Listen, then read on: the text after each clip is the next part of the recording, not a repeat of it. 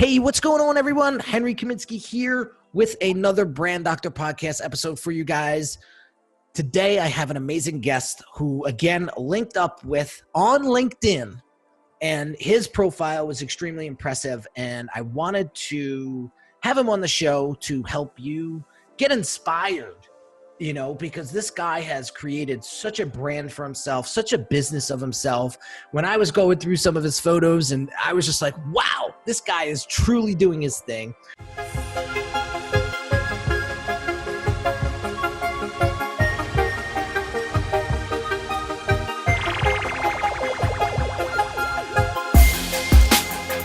So without further ado, I want to introduce Ryan Pyle from Ryan Pyle Productions. What's going on, Ryan? Hey, thanks for having me. It's great to be on the podcast, and it's great to be able to talk about my story. Awesome, man. So let's dive in, dude. Let's get into it. So you've created this business, you've created this brand. I want to know, and I'm sure our audience wants to know, like, why and how? Why in hell? Yeah. I started a long time ago. I kind of got hooked on wanting to live a different life. And when I was 22, I graduated from university, and right away I moved to China.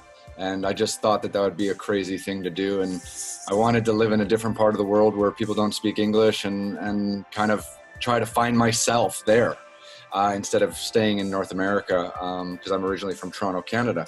And once I got there, I don't know, it's just all these different parts of your brain start working. And I got really into photography and writing, and I worked for the New York Times for almost a decade, covering China, and then moved into television production about 8 years ago. And then we specialize in making adventure travel content all around the world. Now, are you always like this adventurous kid?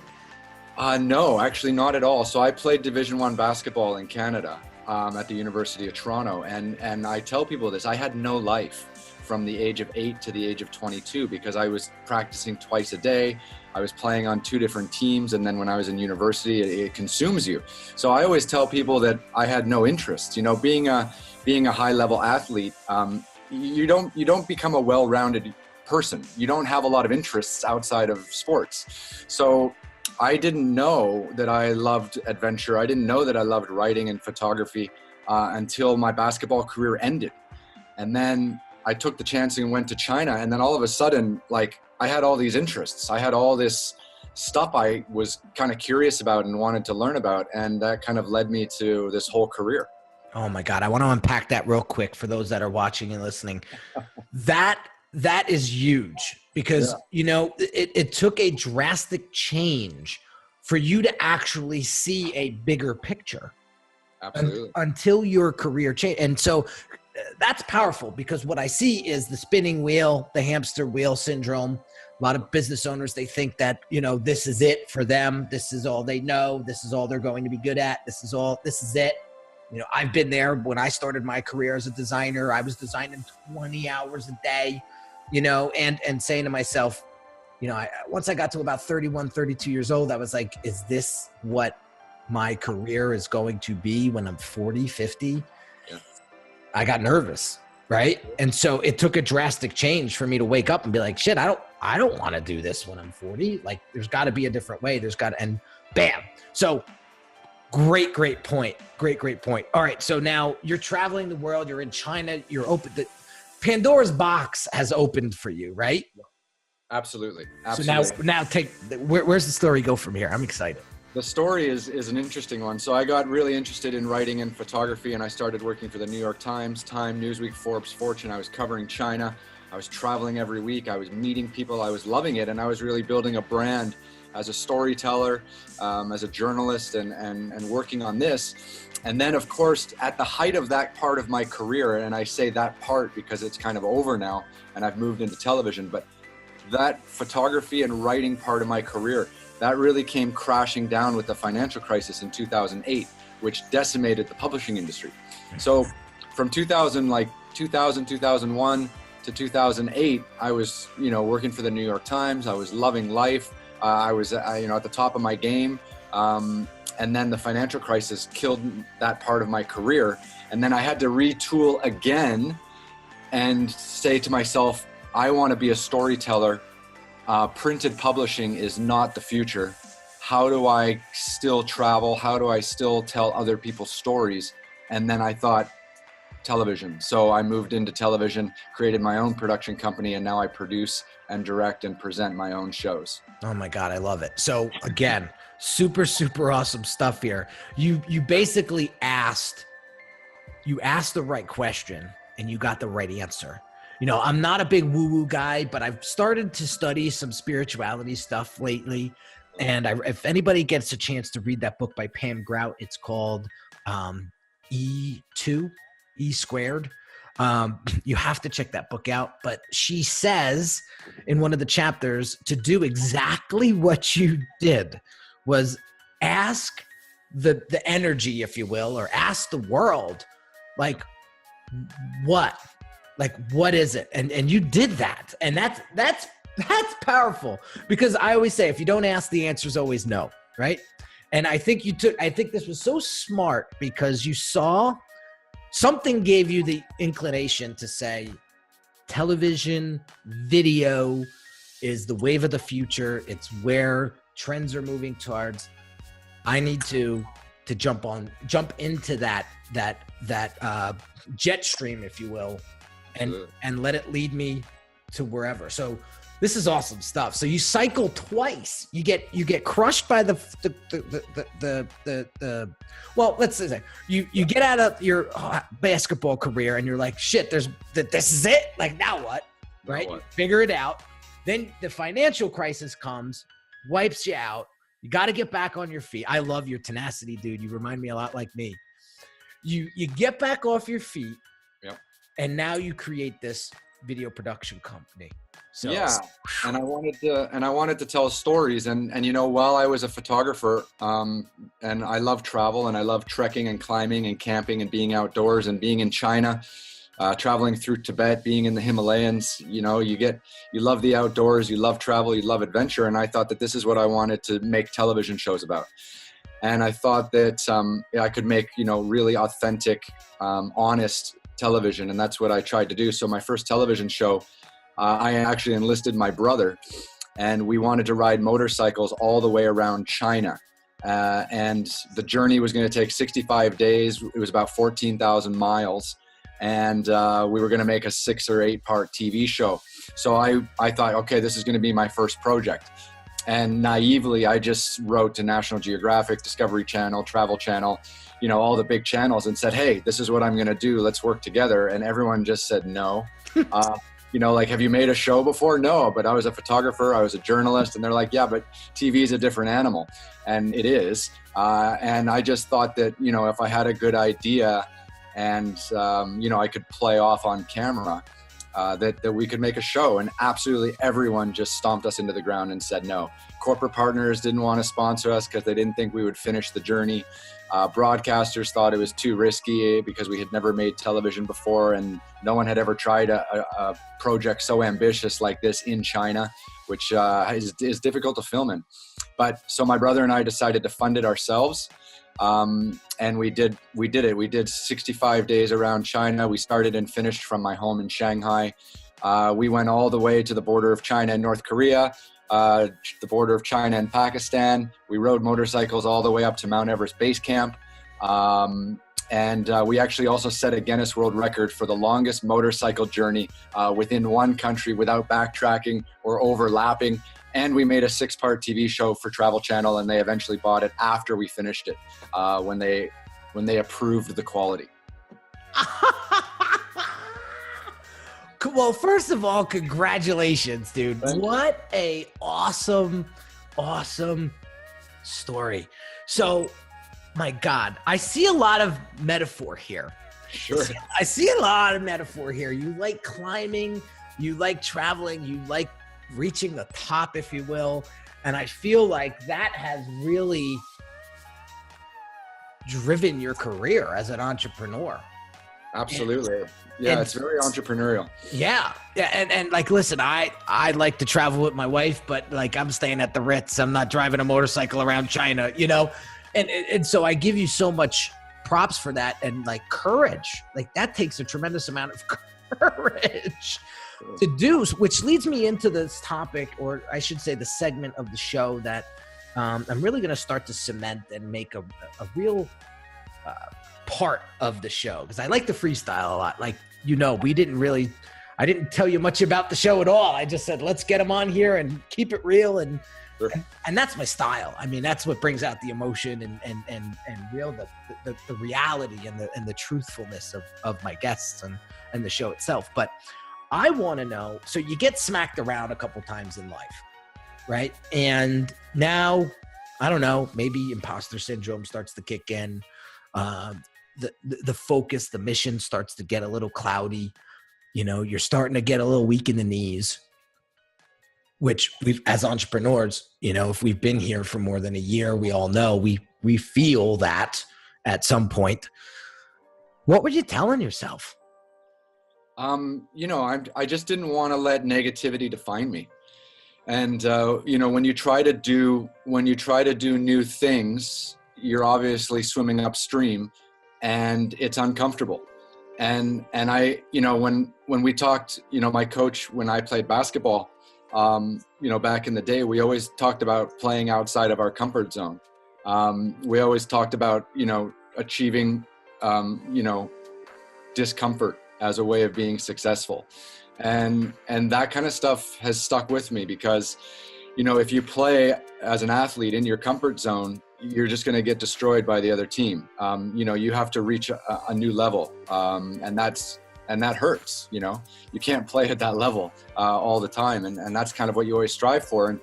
And I just always believe that, if you're going through a really, really ugly period, you just got to kind of keep going. I think there's a great Winston Churchill quote. It says, if you're going through hell, keep going. And I've just kind of taken that, to heart, because anything worth doing in life is going to be hard. Anything worth doing in life is going to hurt. And if you're hurting right now, you got to keep going, because it means you're going in the right direction. Because to do anything interesting and new and unique means that you're going to have to, rub a lot of people the wrong way, and you're going to have to fight for it. You're going to have to fight to find your voice and to get people to hear it. And I just wouldn't let myself quit and wouldn't let myself be defined by other people's negativity of me trying to raise my status in the market of, adventure travel and television production. Oh, dude, I love it, man. That gave me the chills a little bit, man, because, failure is not an option for me. I've never made it an option. That's why I'm here 10 and a half years to still standing strong and building this brand to what I wanted to build it to and for. And which leads me to my next question is, what's your mission, man? My mission is to, just to live a useful life. I just want to, I think that one of the things that defines us is our relationships with other people, and you want to be useful to other people. And, if I can make TV shows and inspire people to want to go out and see the world, or want to go out and learn more about a country or a culture, or even just learn more about themselves, because, a lot of these journeys that I do offer a lot of self-reflection. And I love getting out in nature and disconnecting from my phone and my email. And I learn a lot about myself. And if I can instill any of that on other people and give people a sense of adventure or a sense of confidence or a sense of wanting to, be a more complete human being, then that's amazing. And maybe that's my role now is to kind of have that life and to be able to go out and come back with these stories, because they definitely empower me. And if I can lend that to others, then I'm being useful. I love it. It's that sense of fulfillment. It's that sense of worth. And that really aligns with what we do here at Unique Designz, and how I established the brand Dr. Brand is I wanted to help other people too. And I want to help entrepreneurs and businesses that want to help other people. Because when I looked at my client roster, I said, I'm looking at the different businesses and I'm going, wow, this is no coincidence that they all are geared and positioned to help people in general. And that's very fulfilling for me. And it's just been my mission for years. And I said, as long as people are going to need, business owners, entrepreneurs are going to need guidance, support when it comes to building brand identity, brand messaging, all of that stuff that God gave me the talent to do. I never went to school for this stuff. I taught everything on my own. And I realized that like, that is truly a God-given talent. Like to have this eye and to have this creative side. I can't even draw a stick figure, dude. But when when you get into the design side of things, it's like it's a whole different planet and world. But so I have to go off on a tangent. Yeah. The questions that I have for you as we wrap up this episode is, what are 3 things? You're very adventurous. Yeah. And I don't think a lot of folks out there are willing to take that adventurous step. And for somebody that's on the other side, right, looking over the fence at thousands, if not millions of people across the world that are living in this 5x5 square of a backyard with nothing but some sod, right? That's how I'm picturing them. Sure. What can you tell them for those that are willing to jump the fence? Maybe they're up a couple of steps on the fence. Maybe they're climbing up the fence. They're peeking over, but they're just not ready to put that foot over and go over. What can you tell those folks? I think, probably the most important thing is make unpopular decisions. Embrace that, because anything you do in your life that you really want to do, there's going to be a lot of people around you who don't like that. And I've started to believe that the more people around me who are like, "Ooh, I don't think you should do that," that kind of makes me feel like it's a better idea. Because the people around me, they're also caught in this, over civilized society that we live in. They're caught in the cubicle syndrome and the routine of life, and they're happy with that. And I'm happy for them that they love that too. But if you want to change and you want to break away from a change, and you start talking to people who are happy with that current life, then they're always going to disagree with you. And at the end of the day, you need to know yourself, make unpopular decisions. Again, look for discomfort, look for it, strive for it, search it out, find something that makes you feel really, really, really miserable and pursue it, because you're going to get something from it at the end. Even if you're not successful, whatever that end goal might be, the process of going through that will just make you a stronger human being. And that's, at the end of the day, that also makes you, a better person. And it also makes you more useful to the people around you. You just can't stop, man. It's so true. It's so true. I mean, I resonate with so many levels of that.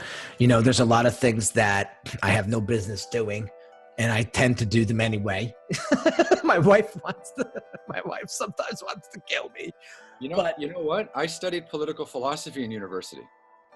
I mean, I didn't go to journalism school. I didn't go to school for television production. I'm like you. I kind of self-taught my way through it. And you know what? It's been upstream and miserable for a lot of it. But I still wake up every day and I love doing what I'm doing. And last month I climbed Aconcagua, which is the highest mountain in South America, at 23,000 feet, and we filmed it in 4K for one of my TV shows. And I get to do these amazing things, and the only way that anyone's going to let you do amazing things in life is if you're willing to suffer for your passion. Because everyone wants to be an entrepreneur, everyone wants to own a successful business, but it's really hard. And there's sleepless nights, and you're going to have to make unpopular decisions with your friends and your family. But if you want it, you got to go through all of that pain, because that's how you are successful. Success isn't 9 to 5 and having like the perfect wife and the perfect kids. It's going to be trying, and you have to have a good support team around you. But there's going to be really unpopular things that you're going to have to do along the way. And if people don't support you, and you still feel strongly about it, then you kind of have to still move forward. And those are tough days, man. Oh, I love it, dude. I love it. Those are tough days. Dude, Brian, I got so much out of this. I'm not going to lie. Like I just got, there's so many, I'm taking notes here faster than I could write here. But like, you know, playing outside your comfort zone, being useful to other people, making unpopular decision, knowing yourself, suffering for your passion is one that really resonated with me. And, you know, listen, there goes days where, you know, I say to myself, what am I doing? Am I staying on my mission? Am I getting off track? Something doesn't feel right. Is this where I want to go? And all these things, you know, all these questions, but then I come back and I always wear this bracelet. I haven't taken it off for 2 years. One of my buddies, Colby K, big shout out to Colby. I wear this bracelet and it says, he gave it to me and he said, remember why you started. Yeah. And I've never taken it off. And I've been stopped on airplanes and trains and subways and people seeing that bracelet and they like, I like that. They just point at it. I like that. And it brings me back to ground. It brings me back to the middle and it reminds me, shit, no, you're on the right path. Just stay focused, understand why you're doing what you're doing. And there will always be light in front of you. There will. You know what? So I have this theory, like, you know, in my business and in my life, I get one positive response for every 9 rejections. And so I go out on a daily basis, and I'm here in Los Angeles today, and I have 4 meetings ahead of me today. I go out looking for 9 rejections. I will pitch stories. I will pitch television shows. I will pitch corporate partnerships. My goal is to try to get at least 1 or 2 no's a day. You know, because I know if I can collect 9 of them, the next one's going to be a yes. Right. And, you know, I'm looking for them. Like and you know what, if you're not trying to reach up and, you know, and people are going to push you back down, but if you're not trying to reach up and get those no's, you're never going to go through that glass ceiling. And Hollywood has a glass ceiling. Every entrepreneurial business sector has a glass ceiling. You're trying, as an entrepreneur, you're trying to break into something, which means you constantly have to reach up and pull yourself over that wall, and that you're going to get slapped back down by the big boys. And if you're not reaching every day to get slapped back down, then you're never going to get over the wall. And so I have this thing where I'm just constantly looking for rejection, because I know, and being rejected hurts. You've got an ego. You think what you do is good. You think you're working hard at it. Other people, maybe not, they don't care at all. But if you're reaching up to try to pitch those people and you're getting shot down, you're doing the right thing. And that's what I mean. You have to strive for that discomfort. You have to strive for those rejections. And the more people you meet, you never know what's going to happen. You walk into a meeting, right? And I just find that some people, they get so afraid of rejection that they just stop reaching. And that's literally the worst thing that can ever happen. That's going to stall your business. It's going to stall your dreams. Afraid of getting slapped. Yeah, I mean, that's what it comes down to. And you know, when I played basketball back in the day, the best games we played was when we went in as the underdog and the team that we were playing was like the best team in the league, or, you know, they had just won the championship, because there's no moment where you're more loose and more ready to just fight because there's no expectations on you. I try to live that as part of my daily life. You know, I have meetings in LA with people that probably I shouldn't even have reached out to, you know, because they're in a different stratosphere. But I love meeting these people and trying to tell them about what I do and trying to see if we can collaborate in a creative way. And a lot of them shut me down and be like, what are you even doing writing me? No. Or like, you know, they send me to their manager or whatever. But again, like you got to freewheel it. I'm doing something interesting, and 1 or 2 out of every 10 people will also find that interesting. And I'm just going to keep reaching out and talking to people. And it's been great. I've had some great collaborations with people I found in that way. And I've got a ton of rejections, and I'm loving every one of them. I love it, man. You have such a great attitude.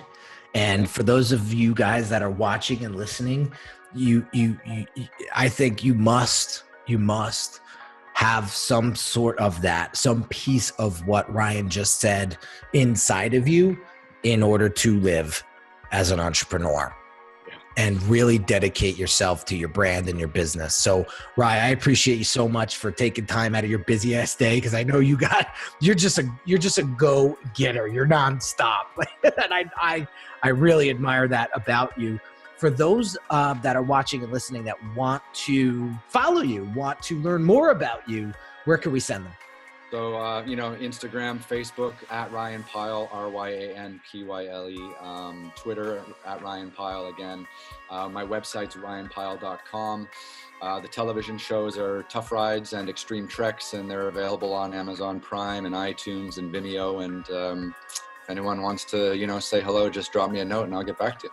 Oh, that's awesome, dude. Well, listen, again, I appreciate you coming on the show, sharing your story, sharing your wisdom, sharing your insight. I got a lot out of it. I'm sure my viewers got a lot out of it. Real quick, I just have a couple housekeeping things. If you haven't joined the Brand Doctors Hangout yet on Facebook, go on Facebook right now, search the Brand Doctors Hangout and come into that group. There's about 400 of us in there right now, just all helping each other, trying to build our brands up and giving each other strategies and experiences to help us move forward. And if you haven't subscribed to this podcast yet, or haven't shared it with a friend or a colleague, please do. And I appreciate and I thank you in advance for that. We're heading out. I hope you got some value out of this episode, guys. A lot of great nuggets out of this one. I'll catch you on the next episode. And remember, always keep rocking. Talk to you soon, guys.